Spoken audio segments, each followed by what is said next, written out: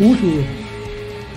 Dans cette vidéo, vous allez comprendre quand, comment et pourquoi notre humanité a muté vers la civilisation marchande que l'on connaît actuellement du fait de la monétisation.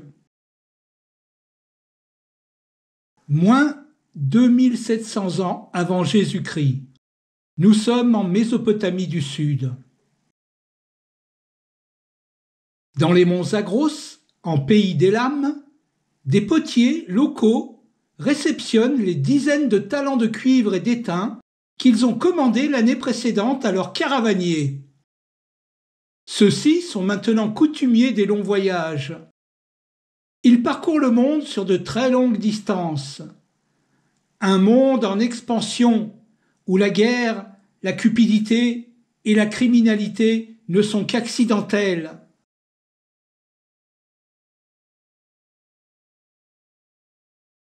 C'est encore un monde où autrui est vu comme un miracle de la vie et où la sociabilité est intimement liée à la survie de l'espèce. Les dieux et les temples n'existent pas encore, ni les rois, ni les lois, ni maîtres, ni esclaves. Tout juste on désigne des chefs pour leur talent et leur capacité à soutenir le groupe. D'accord. Je ne vous permets pas. Certaines de ces caravanes arrivent des hautes terres d'Anatolie, tandis que d'autres des lointaines et fabuleuses contrées des pays de l'Indus. Parmi les premières, certaines ont même traversé la mer du Couchant et le détroit des Dardanelles. Puis toutes ont suivi la route entre les deux fleuves vers la mer, à leur embouchure.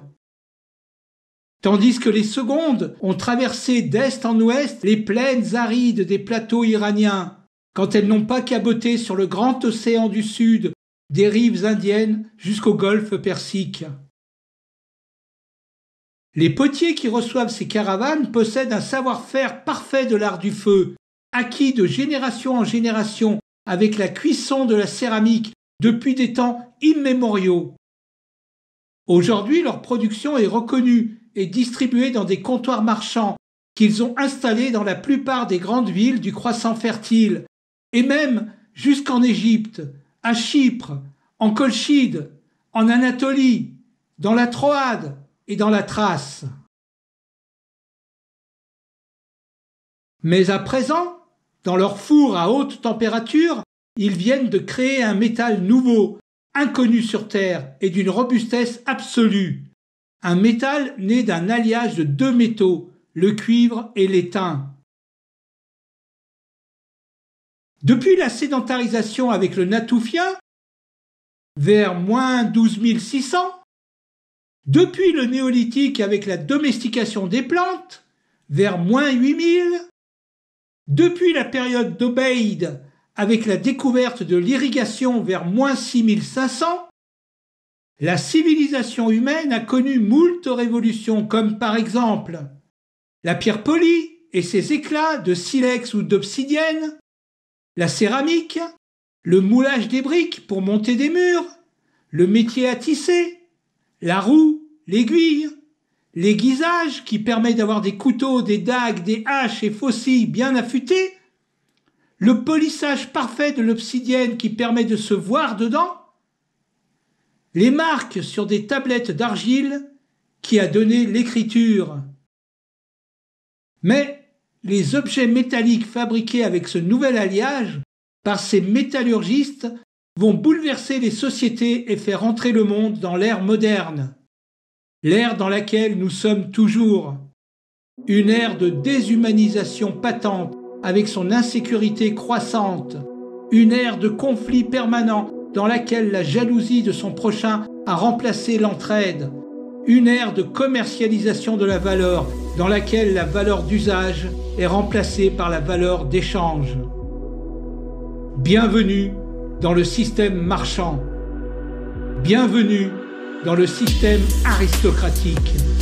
Bienvenue dans le système capitaliste. Bienvenue dans le monde moderne. Bienvenue dans l'âge du bronze. L'âge précédent, celui de la métallurgie du cuivre, n'avait produit qu'un nombre limité d'objets métalliques, Le cuivre ne marque encore aucune rupture sociale dans le mode de vie du néolithique parce que sa métallurgie qu'on appelle chalcolithique ne s'est développée que dans les zones disposant de gisements de cuivre. De même, le façonnage des outils lithiques, la confection du tissage ou la fabrication de la poterie nécessitent des produits et des compétences qui ne relèvent que d'une économie locale. Or, avec le bronze apparaissent des échanges à grande distance. Les centres d'extraction sont parfois très éloignés des centres de production, eux-mêmes éloignés des centres d'échange. Cela implique la création d'un mouvement commercial innovant et de grande ampleur.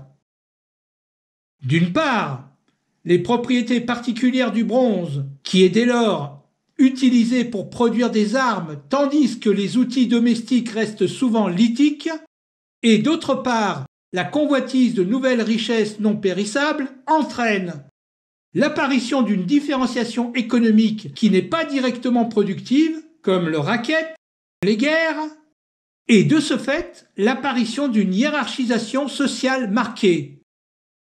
La véritable innovation de l'industrie du bronze par son développement hors zone de gisement métallifère est donc sociale. Oui, qu'est-ce que je vous sers?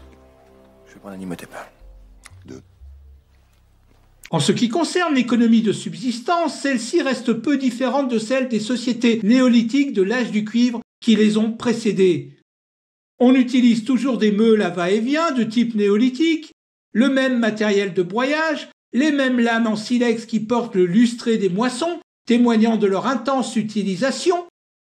Les couteaux à moissonner et les faucilles sont encore confectionnés à la fin de l'âge du bronze vers -1200 avec des éléments de silex. Cette économie de subsistance reste ainsi basée sur les pratiques de l'agriculture de labour et de l'élevage, complétées par les apports de la cueillette et de la chasse, ainsi que des pêcheries. On construit bien des barrages pour retenir poissons et crustacés au moment du retrait de la mer.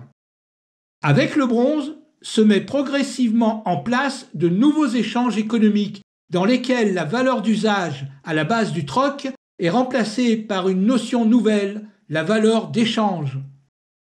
La compétence nécessaire pour la métallurgie du bronze, couplée à la relative rareté des produits semi-finis, haches, lingots, et finis, armures, mobilier, vont donc générer des profits. C'est le début du commerce moderne, et pas seulement la vente sur les marchés, mais des transactions commerciales avec des caisses de dépôt. Des caravanes marchandes, à présent escortées, relient les différents points de commerce. L'entrée dans l'âge du bronze, c'est ainsi l'entrée dans l'âge de l'insécurité. Désormais, autrui n'est plus vu comme un homologue, un miracle dont on a besoin pour sa survie et la survie de l'espèce, mais comme un concurrent qu'on jalouse. Pas de pierre, pas de construction. La source de profit des produits non périssables Pas de construction, pas de palais. et la possibilité nouvelle d'accumuler des richesses Pas de palais. Pas de palais. alliées à une spéculation du travail entraînent une nouvelle organisation sociale. Des patrimoines se constituent et avec eux le maintien des enfants auprès de leurs parents, desquels on attend le partage des biens accumulés. Les témoignages archéologiques sont clairs. L'apparition de retranchements, de fortifications, d'armes en grande quantité témoigne d'une insécurité grandissante dès le début de ce nouvel âge. Je me demande si c'est vraiment nécessaire, toute cette violence. Non, ça va. Les gisements de minerais et l'accumulation des dépôts de métaux entraînent la convoitise.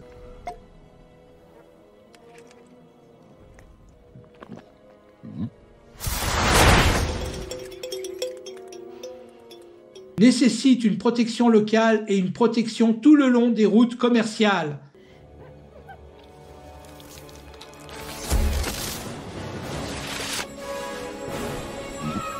La guerre, le racket, le mercenariat font une apparition non déguisée entre les communautés. Débute alors une économie dite palatiale. Cette organisation est lisible dans les habitudes funéraires. Les tombes et le mobilier funéraire témoignent d'une hiérarchisation sociale liée à une confiscation des richesses au profit de potentats. Cette mutation des relations sociales de l'âge du bronze est à prendre en compte si l'on veut comprendre l'émergence de la monnaie.